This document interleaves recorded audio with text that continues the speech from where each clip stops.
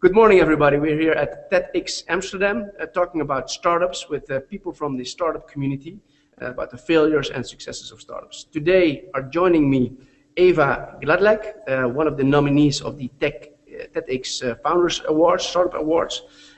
We have Frank, which is a startup nominee also. We have Isabelle Reymen, a professor at the TU in Eindhoven. We have Wouter van der Brink, one of the co-founders of Aangetekend and DELL. And we have the winner of the social media awards, which is Thomas. And we have Robert Specken, not forgetting him, from ING Bank joining us. Just a brief intro per person, I would say. Maybe Eva, you can say in one sentence who you are, what your background is, and why you're involved in startups. Sure. My name is Eva Gladek. I'm the director of a company called Metabolic Lab, which is a startup. It's been running for around 4 months. Right now we're busy with a few really interesting sustainable development projects, one of which, the Clean Tech Playground, is a finalist in today's Ideas Worth Doing competition here at TEDx. We're designing a fully sustainable neighborhood in Amsterdam North, which is going to showcase all the latest technologies in clean technology. Okay, sounds interesting. Well, I'll be back with you in a second. Okay. Then to the guy that will take you around the world in 80 days in a sustainable way. Hi, I'm Frank Manders from 80 Day Race. It's a startup company that is on a challenge to travel around the globe in less than 80 days using no fossil fuels or combustion engines. Also very interesting. Then Isabella in Eindhoven, which probably has a lot of high-tech startups because you are in the high-tech scene around the world. Yes, we are in Eindhoven region at a university in Eindhoven, Technische University. We study startups, spin-offs from the university and others. We do research on technology entrepreneurship and technology commercialization and business model innovation for startups. Other firms. Great.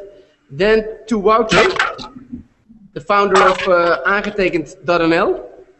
Yes, hello, Wouter van der Brink. I also brought my colleague Philip Vogt with me. He's going to say something about our company. Hi, Philip Vogt. We invented the company, registered call in 2009, 2008 when we had the first launch in 2009. We expanded the company in 2010. In 2011, we rebuilt a platform for registered call and a business application for it, and we started a new service called e-registered mail, which we launched in December 2011. And with both services, we've proven a way to give legal certainty. Very interesting, guys. So I think we're missing Robert, but he might join us later from ING Bank. Well, so you're all in the startup industry, and there's many startups out there, but we, and I personally also think that they always need a lot of help because, you know, going from idea to really a product is one serious challenge, but then creating a company out of a product is even a bigger challenge, I think. So maybe let's just go to Eva. How are you coping with the challenges out there, and where maybe can you use some help in basically doing things faster and better than you can do with your co-founders yourself? Well, this isn't the first startup that I'm leading, so that having that experience of having run a startup company for 4 years right before this is really helpful. And I think one of the most important things we need is really great, committed people, and that's always the most important resource that you have. So right now, we're looking for additional teammates for a lot of the work that we're doing, if that answers your question. But so that's an interesting thing, because, you know, scaling up is not only a technology thing, but it's mostly all about the people behind it. And normally the founders, you know, the founders decide the culture that really the company is all about. Even more important, I think, than the strategy of the company. So how do you find the right people to add to your team? Maybe to the guys from Aangetekend Belle.nl. How are you scaling up your company, and how are you finding the best people that basically are probably better than you are yourself in the things that you're doing, because that's what it's mostly about. Yeah, it's always, first of all, it's important to see where your strengths are and where your weaknesses are. Always find partners to cooperate with it. I think it's, don't think that as an entrepreneur you can do everything yourself. It's not the way.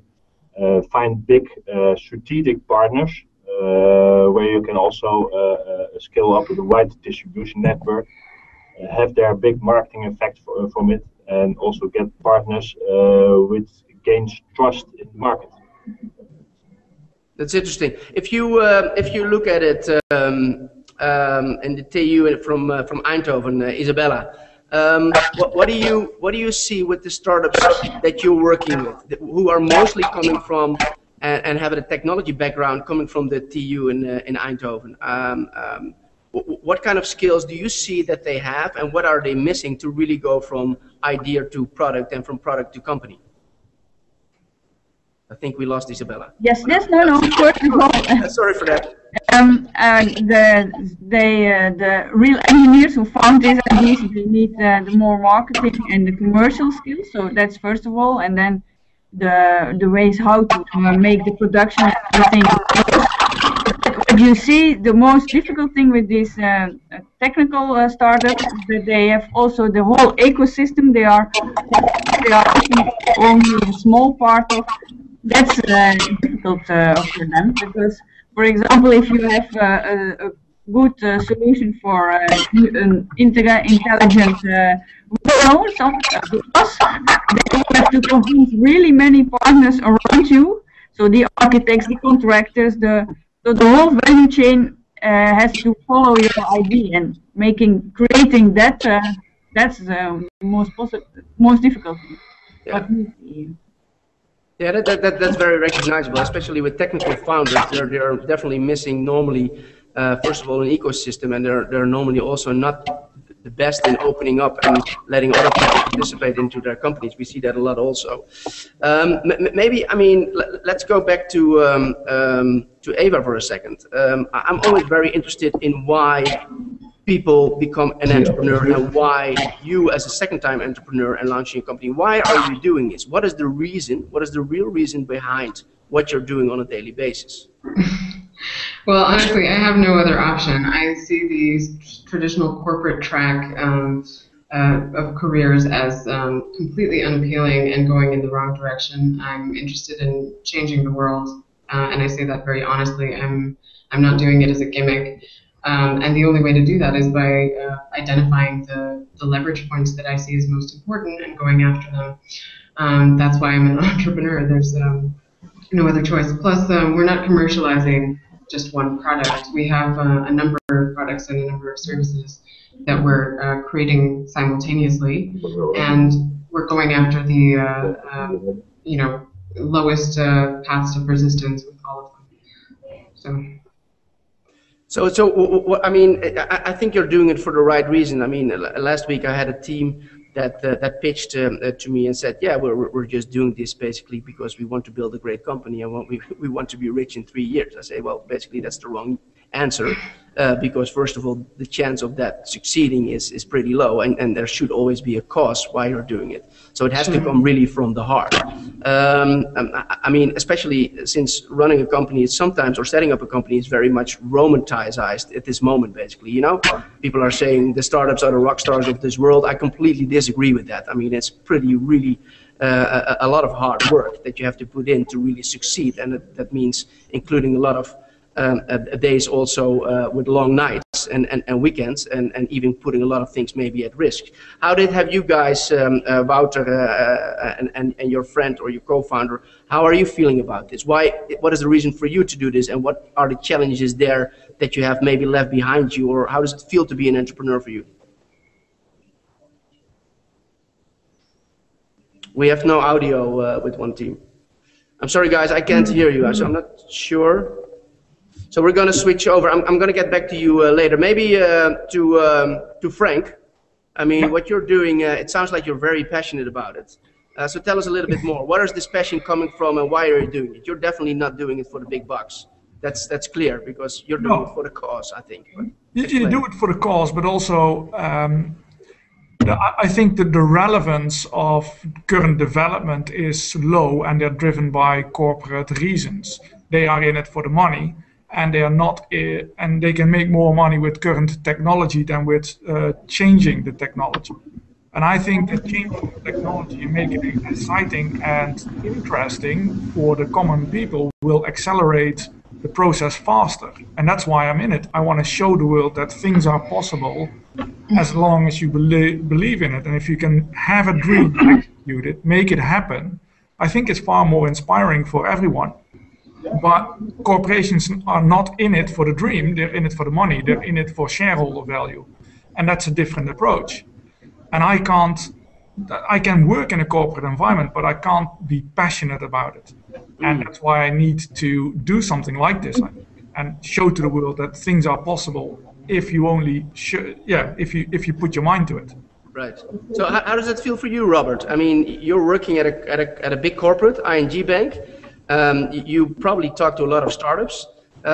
First of all, how does it feel for you not to be involved in a startup, but work at a big corporate? And what do you look at from a bank perspective when you talk to startups? What are you searching for? Thank you very much.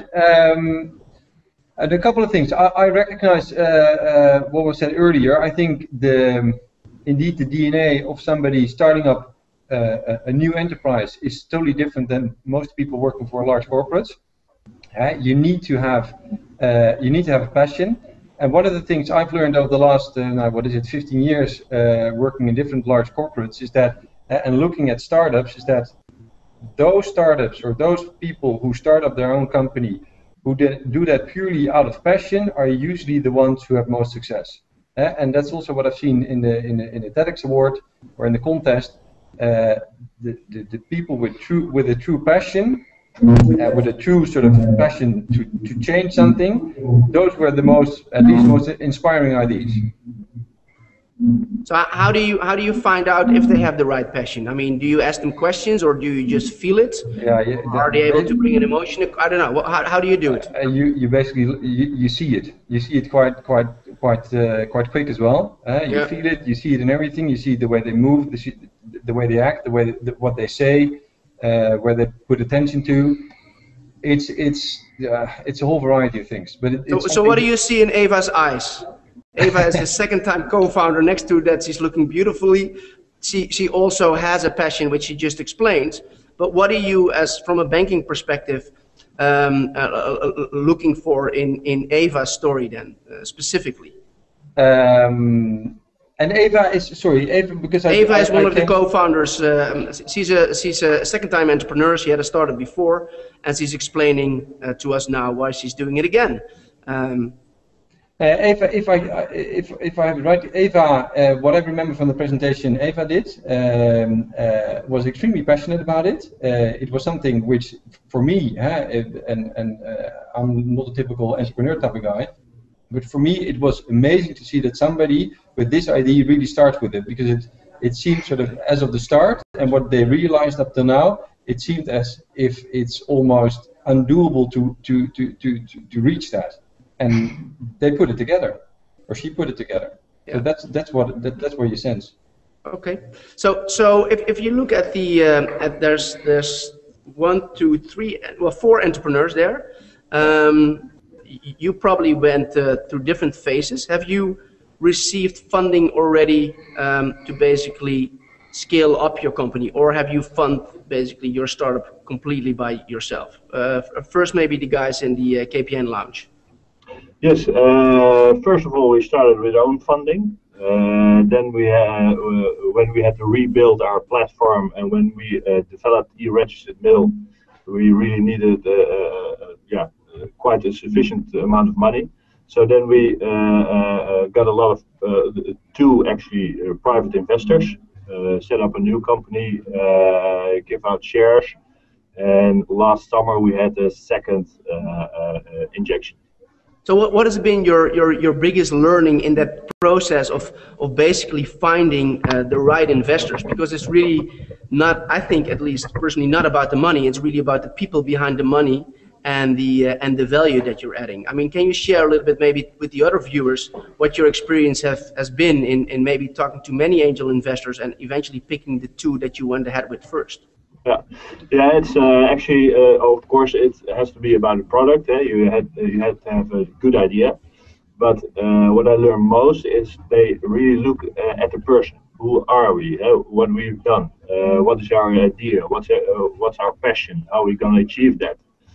I think those are the most important questions to be answered for investors. So how's the relation now with these investors after their first injection and you guys getting your second round? I mean, you probably had some discussions, and I always say, you get to learn people best when things are not going so well. When everything is nice and smooth, then everybody is smiling. But normally it's a bumpy road when you launch a startup. So. Yeah. No, that's true. Always communicate. Also, when you have less business. My best lesson is actually if you communicate also about the wrong things or the wrong terms or the wrong decisions, and you get over it. There's no problem. Okay. What about you, Wouter? Have you built basically your startup on your own savings, or do you have people involved that helped you to get further? You asked a question again. Yeah, to Wouter. Now to Wouter from. Oh no, sorry, no. I was going to Thomas. Sorry. No problem. To me, yeah. Well, I just haven't started my startup yet, because I got just the idea yet. But I'm really interested in you people here because you're all having this quite successful startups already. Yeah. You just survived already. I have the question: what separates really the failures from the successes? Because Eva just told us this is her second startup, and I imagine the first one something went wrong. But what separates now? No, she sold it for $10 million. She told me. Okay, No, I'm just joking. Please answer that question, Eva. What has happened, and what have you learned basically in your first startup that you're doing differently in your second one? Actually, my first startup is still very successful, and it's continuing on. I left it to start a company with a different focus because I wanted to be. The first one was much more of a traditional consulting outfit, and now I'm focused much more on product development and actual real estate development. So we're executing what we were consulting about before, and that's.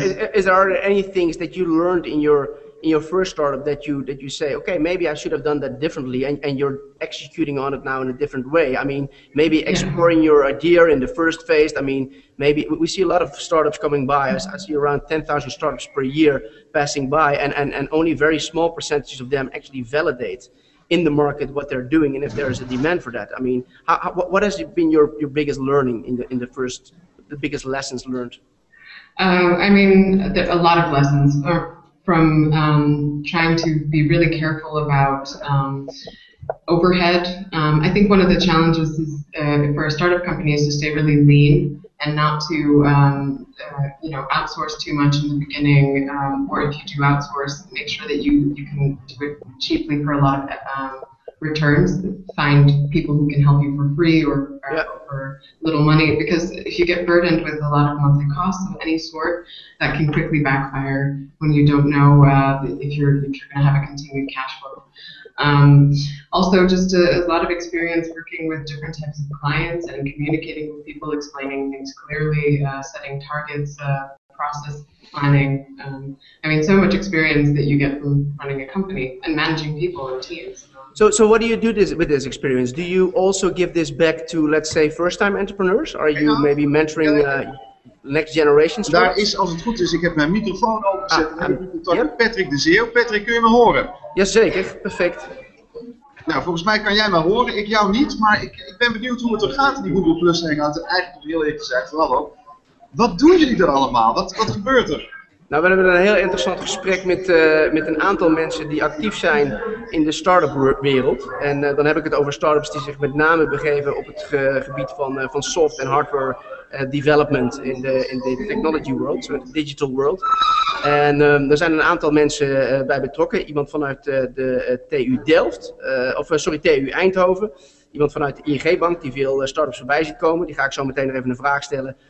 Waarom dat steeds meer banken toch veel moeite hebben om die jonge ondernemers op de rit te krijgen. We weten dat het een crisis is, maar we weten ook dat de groei moet komen vanuit het midden- en kleinbedrijf. En dat komt toch heel erg vanuit de digitale wereld. En we hebben een viertal co-founders, zoals we dat in de start-up wereld noemen. En co-founders zijn feitelijk de oprichters van de start-ups. En, we hebben een internationale dame, Eva, en we hebben een drietal Nederlandse heren die succesvol bezig zijn met ondernemen en daar uitermate gepassioneerd over praten. Should I go back to answering the previous question or not? Just go on. I'm not sure if we're still live in the Hangout, so please go on. Okay.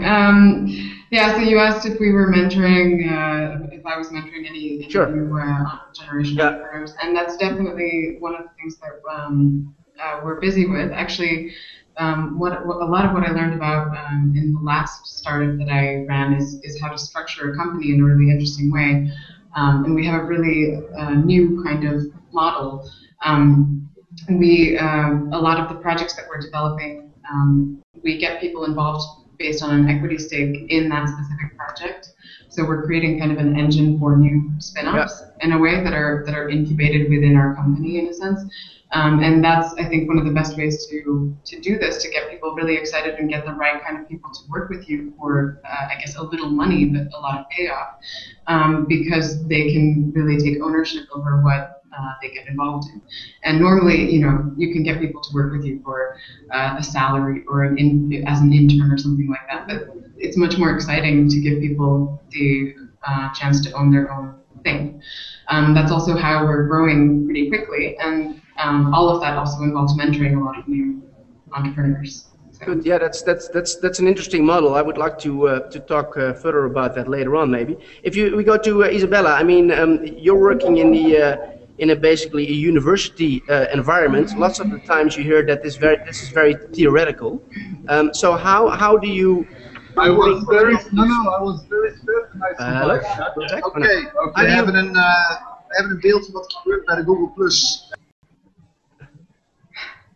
Ik kan hem niet meer horen, man. We gaan gewoon door. Isabella, how do you bring companies from, let's say, or startups from, let's say, the secure university environment, which is normally being perceived as quite theoretical and a little bit less practical? How do you bring them to the real world? And how do you make sure that all the IP that is being developed within the universities actually leaves the building and actually goes into products where the rest of the world can make use of? At the university, you have two strategies. We support startups from the university, so we look for good entrepreneurs at the university or outside to develop further the ideas. And then we have a whole network of coaching and subsidies and other things. So in the region here, to help these people. And the other thing we do is licensing IP from university to companies around here. So we're looking for the best places where to put that IP, what is developed here. So if we have good entrepreneurs, we support them, and otherwise it's licensed out. Okay. Can you give a concrete example maybe of one or two startups that have left basically the building and are now out there in the real world and making interesting steps?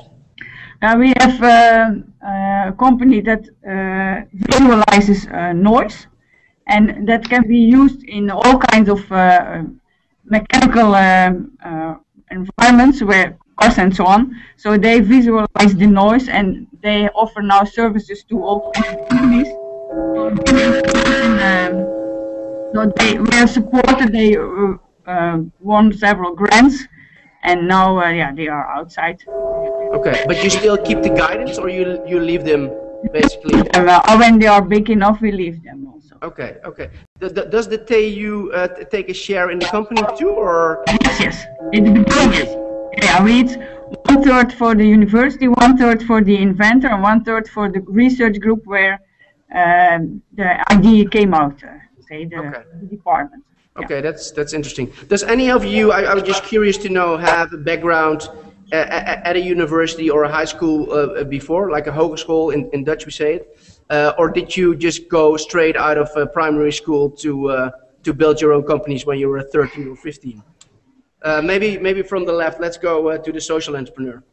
Brink. Yeah, I studied business administration in Rotterdam, but even before my studies and during my studies, I already had 2 or 3 small ventures. Okay, so it was in your veins when you were already still young. It was the reason I went to business administration was the fact that I wanted to be an entrepreneur, not the other way around. Yeah. What about you guys, Wouter and the co-founder? I directly started after my study business management, and that was in 2008. Okay. Good. And Eva?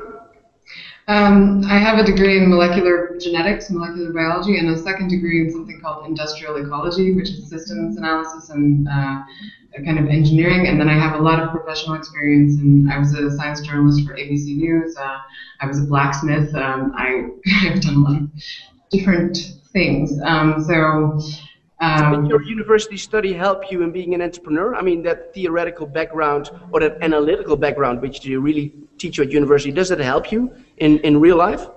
Well, it's helped me a lot because it's a lot of the work that we do requires understanding content and figuring out how to explain it to people in a clear way or how to turn it into something valuable. But also, when I was at DELL University for my second degree, it was quite an applied degree, and we had to work with a lot of business clients throughout the entire thing, so that really helped. Great. Well, I think we have to wrap it up. Thanks everybody for joining in. I think it was an interesting conversation, and hopefully we'll see you around, and good luck with everything that you're doing, and keep the passion going, because that's the basis for everything. Thank you. Thanks. Thanks a lot. Bye.